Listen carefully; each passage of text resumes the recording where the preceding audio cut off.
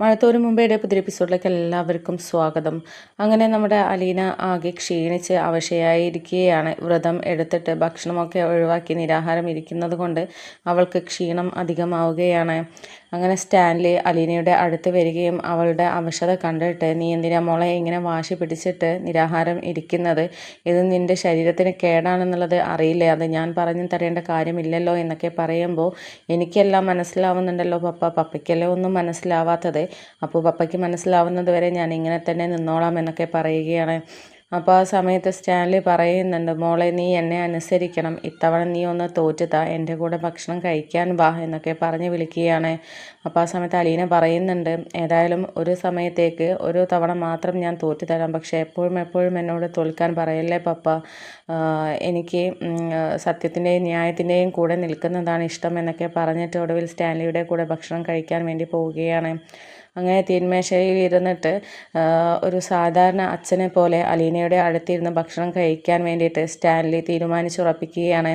അങ്ങനെ പ്ലേറ്റുകൾ തൻ്റെ മുന്നിൽ വെച്ച് ഫോർക്കൊക്കെ ഒഴിവാക്കിയിട്ട് തൻ്റെ കൈകൊണ്ടാണ് ഭക്ഷണം കഴിക്കാൻ പോകുന്നത്. ആ കാഴ്ച കണ്ട് അലീന ആകെ ഞെട്ടിത്തരിച്ച് നിൽക്കുകയാണ്.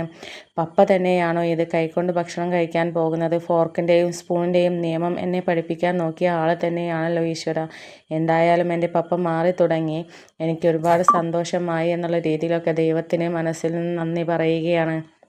അങ്ങനെ അലീന നോക്കി നിൽക്കെ സ്റ്റാൻലി പറയുന്നുണ്ട്, എന്തായാലും ഞാൻ വിളിച്ചിട്ട് അനുസരണയോടുകൂടി വന്നതല്ലേ, അതുകൊണ്ട് എൻ്റെ കൈകൊണ്ട് തന്നെ ആവാം ഇന്നത്തെ നിരാഹാരം മുറിക്കുന്നത്.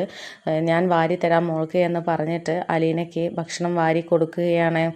ഈ കാഴ്ച കണ്ടുകൊണ്ടാണ് നമ്മുടെ ജോലിക്കാരൻ അങ്ങോട്ട് വരുന്നത്. ജോലിക്കാരൻ ആകെ അമ്പരം നിൽക്കുകയാണ്. ഇതാരും മുതലാളി തന്നെയാണോ?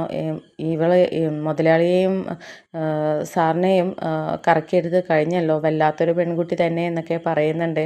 അപ്പോൾ ആ കാഴ്ച കണ്ട് സഹിക്കാൻ വയ്യാതെ പോകാൻ നിൽക്കുന്ന സമയത്താണ് സ്റ്റാൻലി പൗലോസിനെ കാണുന്നത്. എന്നിട്ട് പൗലോസ്, നിന്നോടൊരു കാര്യം പറയാനുണ്ടായിരുന്നു.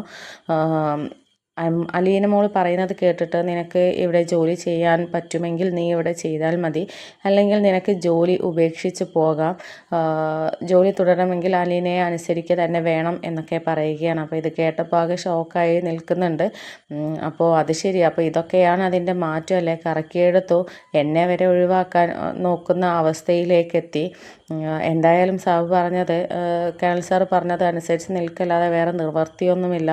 ഇവളുടെ ഒരു അടിമയായിട്ട് ഞാൻ നിൽക്കണമല്ലോ എന്നൊക്കെ ഇങ്ങനെ, എനിക്ക് സമയം കിട്ടുമ്പോൾ നിനക്കുള്ള പണി ഞാൻ തരാൻ വേണ്ടി എന്നുള്ള രീതിയിൽ ചിന്തിച്ച് പൗലോസ് നിൽക്കുകയാണ്.